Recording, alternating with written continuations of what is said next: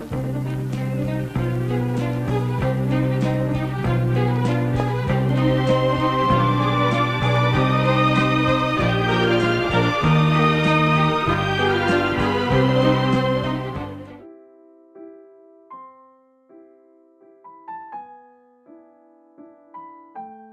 les meneurs de la Révolution, la glorification de Socrate et la défense de la démocratie athénienne ne vont pas de pair. Pour un Danton, un Saint-Just ou un Robespierre, Sparte, bien davantage qu'Athènes, incarne la démocratie authentique qui ne peut être que fondée sur la vertu. La vertu est l'âme de la démocratie, affirmera Robespierre le 17 Pluviose de l'an 2, ajoutant « Quel est le principe fondamental du gouvernement démocratique ou populaire, c'est-à-dire le ressort essentiel qui le soutient et qui le fait mouvoir? C'est la vertu, je parle de la vertu publique, qui opéra tant de prodiges dans la Grèce et dans Rome et qui doit en produire de bien plus étonnants dans la France républicaine, de cette vertu qui n'est autre que l'amour de la patrie et des lois. » Le propos, derrière son apparence anodine, signe la condamnation radicale de l'expérience démocratique athénienne. À l'exception d'un Camille Desmoulins, la rhétorique révolutionnaire demeurera sourde au mouvement lent, mais bien réel, de réhabilitation de la démocratie athénienne du XVIIIe siècle. Chez Robespierre, Socrate est intégré au panthéon des modèles de la vertu antique et la démocratie athénienne demeure coupable de la condamnation du philosophe. Ainsi proclame-t-il, le 18 Floréal de l'an 2, « La vertu fut toujours en minorité sur la terre. Sans cela, la terre serait-elle peuplée de tyrans et d'esclaves? Les Critias, les Anytos, les Césars, les Claudius étaient de la majorité, mais Socrate était de la minorité, car il avala la ciguë. » Si Socrate incarnait la résistance de la vertu face à la tyrannie, sa condamnation révélait pour Robespierre les limites de toute démocratie directe et devait être placée au crédit de la démocratie représentative. Pour condamner le poids grandissant des sections dont l'activisme paraissait menacer le pouvoir de la Convention et du Comité de salut public, Robespierre déclarait en effet « La démocratie n'est pas un État où le peuple, continuellement assemblé, règle par lui-même toutes les affaires publiques, encore moins celui où 100 000 fractions du peuple, par des mesures isolées, précipitées et contradictoires, décideraient du sort de la société entière. Un tel gouvernement n'a jamais existé, et il ne pourrait exister que pour ramener le peuple au despotisme. » Le procès fournissait ainsi l'archétype d'un débordement populaire regrettable, inévitable dans toute démocratie directe. Au nom de la vertu, c'était la démocratie directe athénienne qui était condamnée comme un simulacre de démocratie conduisant le peuple au despotisme.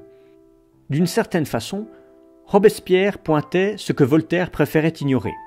Socrate avait été la victime d'un régime politique singulier et en tirait les conséquences ultimes, faisant de la vertu la pierre de touche de toute démocratie authentique et de la représentation son horizon indépassable. Comment ne pas reconnaître, dans cette réconciliation de la représentation et de la vertu aux dépens de la démocratie directe, un lointain écho de l'objection formulée par Platon à l'encontre du régime démocratique insensible à la question de l'arrêté, la vertu, et condamné par nature au débordement incontrôlé des masses. Comment ne pas y reconnaître aussi, paradoxalement, un discours contemporain qui, sous l'invocation de Tocqueville et pour mieux défendre l'ordre établi, ne cesse de dénoncer le nivellement des mœurs dont la démocratie serait responsable. La popularité de la figure socratique a contribué au cours du XVIIIe siècle à un formidable éclatement des enjeux projetés sur le procès des 399.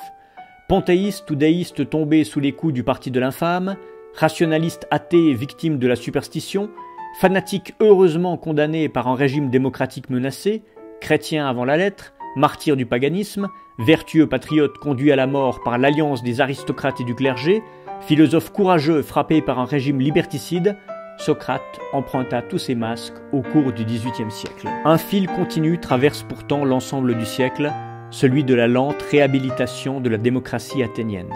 Celle-ci prend des formes bien différentes chez un Nicolas Fréret, qui va jusqu'à défendre l'héritage des sophistes et le principe du tirage au sort, et chez un Voltaire, avant tout sensible à l'esprit de liberté de l'Athènes classique.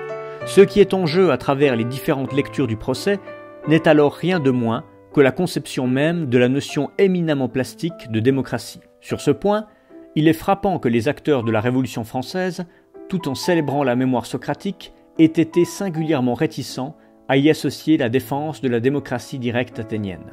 Cependant, au moment où Voltaire faisait représenter son Socrate, une autre histoire était en train de s'écrire en Allemagne, celle d'un Socrate adversaire de la raison classique qui influencera, par l'intermédiaire de Goethe et de Humboldt, une partie du romantisme européen.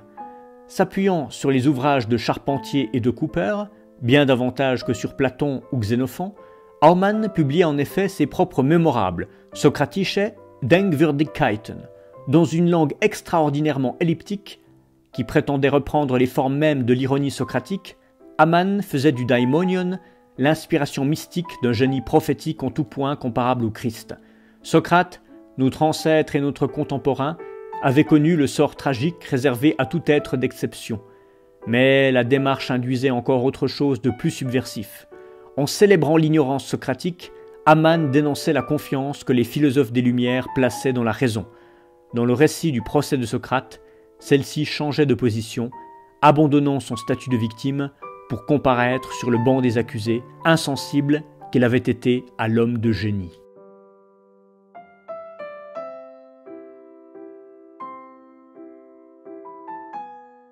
Cette lecture est extraite du livre « L'événement Socrate » de Paulin Ismar, paru en 2013 aux éditions Flammarion. Pour en savoir plus sur ce livre, vous pouvez lire l'article de David Lépée, « Socrate contre la démocratie directe » dans le numéro 152 de la revue Éléments ou sur le site www.davidlepée.com.